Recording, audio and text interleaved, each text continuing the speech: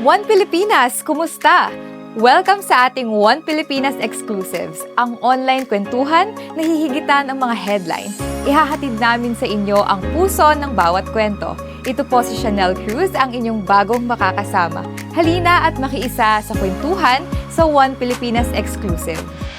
Magandang araw mga ka-One Pilipinas! May kasabihan na ang tunay na leader ay hindi lamang nasusukat sa kanyang posisyon, kundi sa kanyang kakayahan magsilbi, magbigay ng direksyon at maging boses ng kanyang bayan. Hindi lamang sa loob ng bansa, kundi maging sa pandaigdigang komunidad. Ngayong araw, makakasama natin ang isang Pilipinong nagmula sa Siquijor na nagdala ng pangalan ng Pilipinas sa iba't ibang international forums at policy discussion sa Asia, Europe at Africa.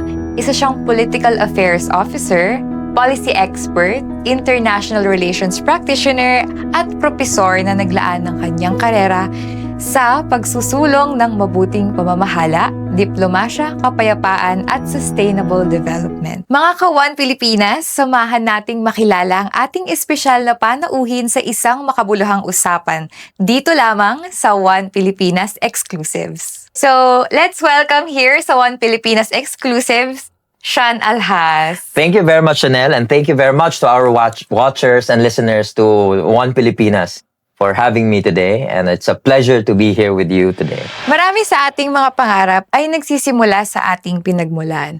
Bilang isang batang lumaki sa Siquijor at anak ng isang OFW or Overseas Filipino Worker, paano po nahubog ng inyong karanasan ang inyong pananaw sa buhay at paglingkod sa bayan? Thank you very much, Chanel. Sabi nga ni Chanel, nagaling po ako sa maliit na isla, tawag Siquijor, tawag ng mga kolonyal na mananakop noon ay Isla de Fuego, Island of Fire. Nung nandun ako sa Siquijor, lumaki ako sa Siquijor, was born, raised in Siquijor. I spent most of my childhood in Siquijor.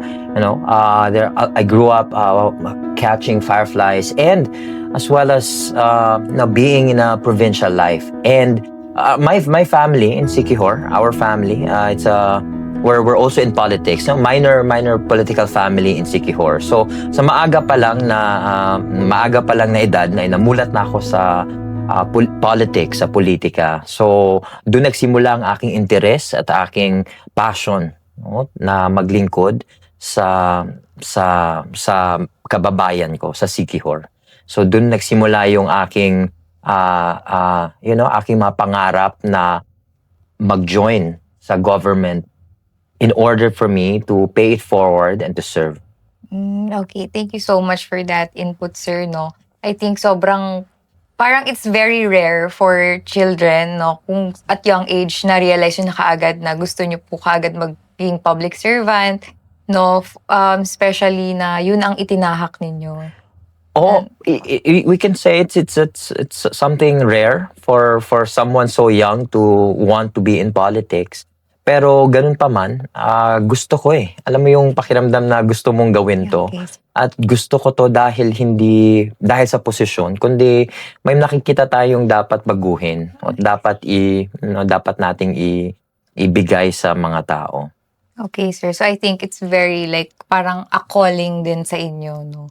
Na yun agad yung naitanim sa isip ninyo na okay, in the future I will be a public servant. Yeah, tama ka, Chanel, no? Pero iniisip ko rin nung habang ako'y lumalaki na hindi ko rin actually hinangad na maging isang elected official. Gusto ko lang na magtrabaho sa gobyerno, away from the scrutiny of the public eyes, para maglingkod lang talaga. So gusto ko lang magtrabaho sa gobyerno at nang hindi dumadaan talaga sa sa election, sa politika. Pero yun nga, nandito na tayo. Opo. So siguro we're blessed as well and na tayo ay nandito sa isang posisyon na makapagsilbi.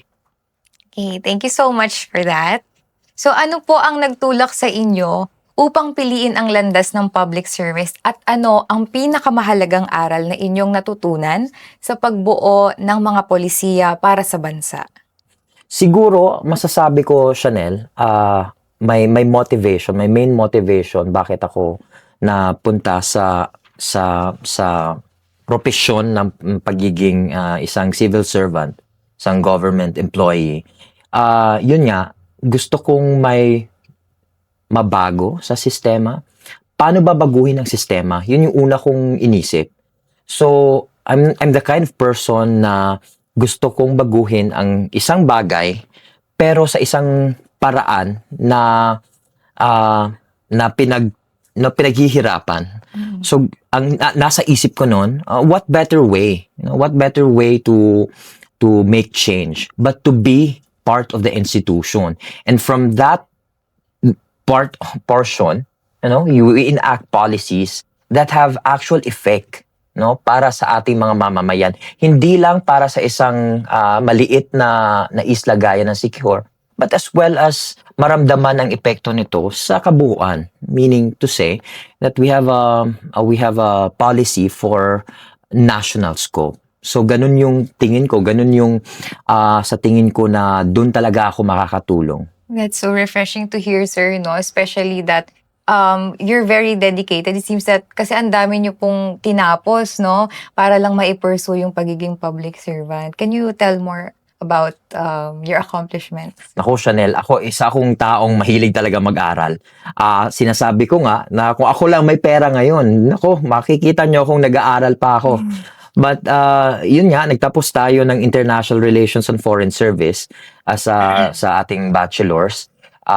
Tapos sinundan ko ito ng Masters in Public Safety Administration. Isa itong exclusive master's program for government officials. At ako rin po ay nakapagtapos ng Juris Doctor degree. Kinatawan ninyo ang Pilipinas sa iba't ibang international conferences sa Rwanda, South Africa, Sri Lanka, Japan, Indonesia at marami pang iba. Ano po ang pakiramdam na maging kinatawan ng bansa sa mga usaping may epekto hindi lamang sa Pilipinas kundi maging sa buong mundo? No, it is such a huge responsibility, Chanel. Ako man ay hindi ko inasahan na makakapagrepresenta ako sa Pilipinas. Nung taong 2023, naanyayahan akong maging parte ng Global Governance Fellowship. So ang Global Governance Fellowship, isa itong organisasyon o samahan ng mga tao sa iba't ibang mundo na ang advokasya ay lalo pang paigtingin at palawakin ang global governance. So ako po ay naanyayahan, naging miyembro po ng fellowship noong 2023. At pagkatapos po noon, I was invited to speak in several international forums abroad. So merong mga topics relating to development imperatives, yun po yung pinunta ko sa Africa.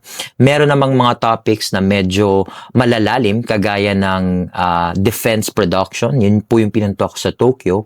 At sa iba-ibang pagkakataon po makapagrepresenta tayo sa Pilipinas, sa ating bansa, ay tinuturing ko pong isang malaking karangalan at also malaking responsibilidad na ibigay sa akin. So, ayun po. Okay, sir. So, syempre it's very, very inspiring, no?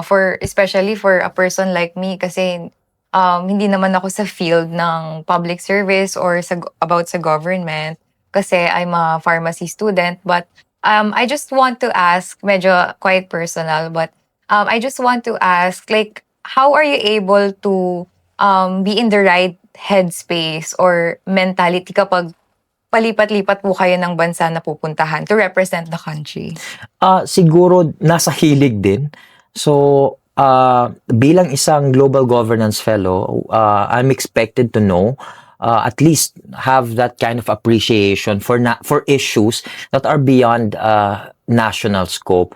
Kasi it is important importante po sa panahon natin ngayon na tayo bilang tao ay hindi lamang knowledgeable on issues affecting our own country, pero importante din po na may alam tayo sa mga issues sa iba-ibang larangan at ibang bansa. Kasi po, itong mga issue na to ay nakakaapekto din sa ating bansa. So we are all connected in a way. So maraming issues na dapat pagtuunan ng pansin na hindi lang iisang bansa ang kailangang magresolba. Kaya po it is important na yung ating mga pananaw, perspektibo ay hindi lamang po ang perspektibo ng ating bansa as well as other countries. So, sa panahon ngayon, madalas nating marinig ang terminong Indo-Pacific at geopolitics. Para sa ating mga manonood, bakit mahalagang maintindihan ng bawat Pilipino ang mga pagbabagong ito at paano ito nakakaapekto sa ating pang-araw-araw na pamumuhay? Yung mga terminolohiya na nabanggit mo, Chanel, na yung Indo-Pacific at saka geopolitics, they are very, in our parlance, masyado silang mahirap intindihin para sa isang ordinaryong mamamayan. Pero to make it clear, ang geopolitics, ito po ang terminolohiya na nagde-describe ng lahat ng usapin sa isang rehiyon o isang particular area sa ating mundo. So halimbawa, yung sa atin, sa ASEAN, kung saan tayo nabibilong, kung saan nabibilong ang Pilipinas, isa po yung one region, Southeast Asia. So that's lahat ng mga nangyayari sa rehiyong iyon ay considered as part of geopolitics. So parang ganun lang po siya kung iisipin natin. At bakit po ito importante na malaman at ma-appreciate ng mga ordinaryong mamamayan ang mga nangyayari sa pating rehiyong iyon? Kasi ngayong ang ating panahon ngayon, whatever happens outside of our countries is also affecting us, or there are consequences. May mga consequences po kapag may mga nangyari kahit na hindi sa bansa natin. Halimbawa, ang usaping West Philippine Sea or ang dispute on the West Philippine Sea. Meron tayong malakas at malaking kapitbahay na bansa na umaangkin sa parte ng ating ng ating territory. At ang issue na to ay hindi lang affecting Pilipinas, pero it affects also yung ating makarating ng mga neighboring countries in this region. So that falls under the ambit of geopolitics. Kaya importante para sa ating mga manonood at saka sa ating mamamayan na malaman at ma-appreciate yung mga bagay na ganito, mga issue na ganito, so that they can make their own informed decision and sound judgment. Kasi mahirap kung hindi natin alam ang mga nangyayari sa ating bansa, mas mabilis tayong mapaniwala sa mga misinformation, disinformation, malinformation na lumalaganap. Kaya dapat talaga nating alamin ang mga pangyayari sa ating rehiyon and even beyond our region. Bilang propesor at mentor ng mga kabataan, ano ang inyong mensahe sa bagong henerasyon ng mga Pilipinong nais maging bahagi ng pagbabago sa ating lipunan? Chanel, tuwing nagtuturo ako, tuwing meron akong engagement sa ibang bansa, dalawang phrase lang talaga ang sinasabi ko, Chanel, no? Kapag meron akong words of wisdom, kumbaga, dalawa lang. Ito ay keep your principles grounded and your values guarded. Bakit? Kasi kung yung prinsipyo mo, kung hindi mo ginaground yung prinsipyo mo, pwede kang maimpluwensyahan ng ibang mga tao sa politika o ibang tao, to abandon your prinsipyo, your principles. And number 2, keep your values guarded.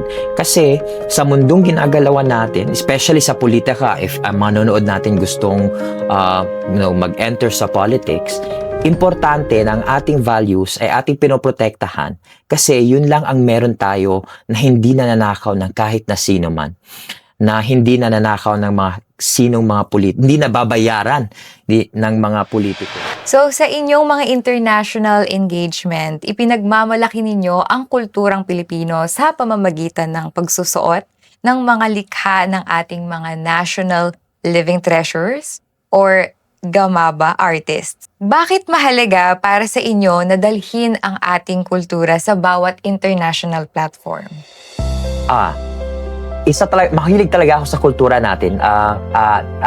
Naniniwala ako na ang Pilipinas ay mayaman at hitik sa kultura. At sa ating history, marami tayong pwedeng ipagmalaki at ipagmayabang sa abroad. Nahilig akong magsuot pinangako ko in fact sa sarili ko, Chanel. I told myself, I promised myself that whenever there's a chance for me to go abroad and represent the Philippines, talagang ipagmamayabang ko ang ating kultura. Dahil naman sa ganda ng ating kultura. So, simula nabigyan tayo ng pagkakataong mairepresenta ang Pilipinas abroad, lagi ko nang sinusuot ang ating kasuotan, ating formal na kasuotan, ang barong, at para mabigyang pansin lalo ang ating mga national artists, ating mga tinatawag natin silang living cultural treasures, ay sinusuot ko rin ang kanilang mga likha at gawa. So may mga pagkakataon na nagpunta ako abroad na sinuot ko ang kanilang mga gawa at kahit ng mga ibang representante ay namangha sa ganda ng gawa ng ating mga national artists. Nakaka-proud yun, Chanel. Iba yung klase ng pride that it brings whenever other nationalities, compliments what you're wearing or what you're bringing into. At pangalawa, hindi lang ito sa pag-promote ng ating kasuotan, ang mga likha ng ating artist, but this is our identity. Yeah. Identity as a Filipino. So it is important for us to share it to the world because that's who we are, as Filipinos. And that is us reclaiming our identity even before colonialism hit the Philippines. So parang ito ay pagsasabi, ang pagsuot natin, ang pagdala natin ng ating kultura abroad ay isang manifestasyon na we are reclaiming our identity back, and we want our Filipinos as well, Filipino youth in particular, to be proud of who we are and of our culture as well. Yes, sir. So, of course, it serves also as an icebreaker, when you meet people from different countries na, ang ganda ng suot nyo. Naku, tama ka talaga dyan, Chanel. In fact, hindi lang siya icebreaker, but it's a conversation starter. Yeah. Meron mga pagkakataon, Chanel, let me tell you a story, na nagsuot tayo ng isang barong. So, I went to Moscow in Russia. Tapos, merong isang malawakang event doon, na yun yung sinuot ko na isang barong. At napatanong sila, sabi nila, yan ba ikasuotan ng isang aristokrata sa Pilipinas? Natawa na lang ako. I told them, there's no aristocrat, there's no royalty in the Philippines, but our wear is really nice. Our national. I got to introduce our national attire, which is the barong for men. Tapos manghang-mangha sila kasi it is also sustainable. Yung ating kasuotan, pambansang kasuotan, ay sustainable because it's organic. It's made of pineapple fiber. Tapos sinasabi ko rin sa kanila yung history behind it.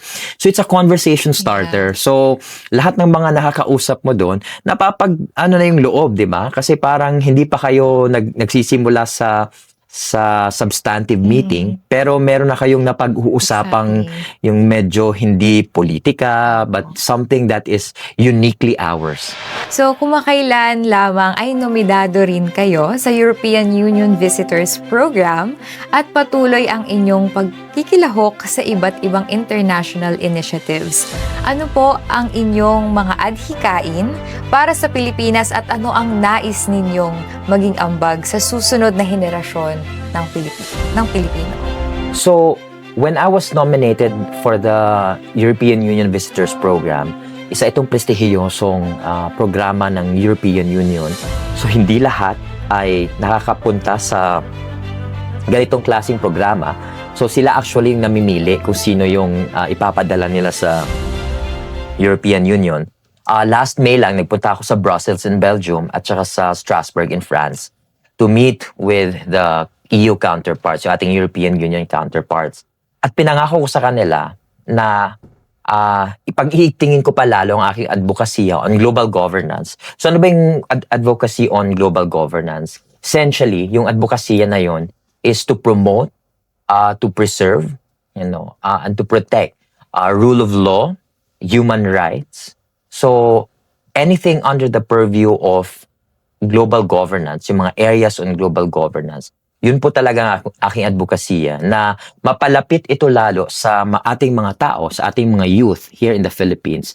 Kasi gaya nga na sinabi ko nung una, na dapat ang pag-iisip natin ay hindi lamang sa ating bansa, but also what are the problems and areas outside of our own country. So ganun dapat yung ating ating perspektibo sa mundo para malaman natin kung paano tayo tutulong at mai-address ang particular na problema na kinaharap ng mundo. Okay, thank you so much for that input, sir. No, sobrang very inspirational for our viewers, especially for the Gen Z. No, so to everyone who wants to pursue public service, of course, Sean Alhas is one inspiration for us, diba? To continue studying kasi nga it's very important for us to sustain our education and if we want to make a change for our country.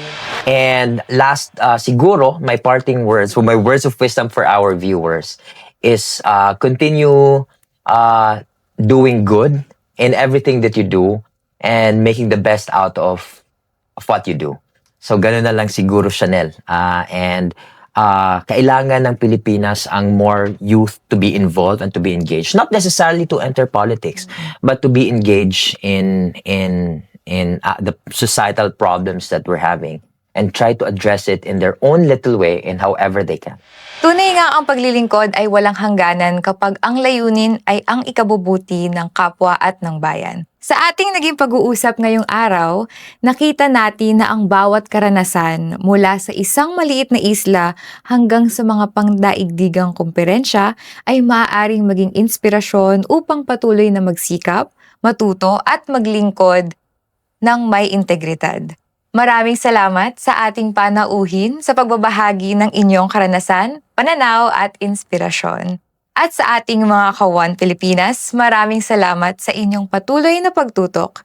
Sa ngalan ni Sarah Villas, ako si Chanel Cruz at ito ang One Pilipinas Exclusives, kung saan tampok ang mga kwento ng mga Pilipinong nagbibigay ng inspirasyon at nagdadala ng dangal sa ating bansa. Magandang araw at mabuhay ang sambayan ng Pilipino. Maraming salamat mga kaisa. I-follow lang ang One Pilipinas sa Facebook, YouTube at TikTok. Ito po muli si Chanel Cruz. Kita-kits sa susunod na episode.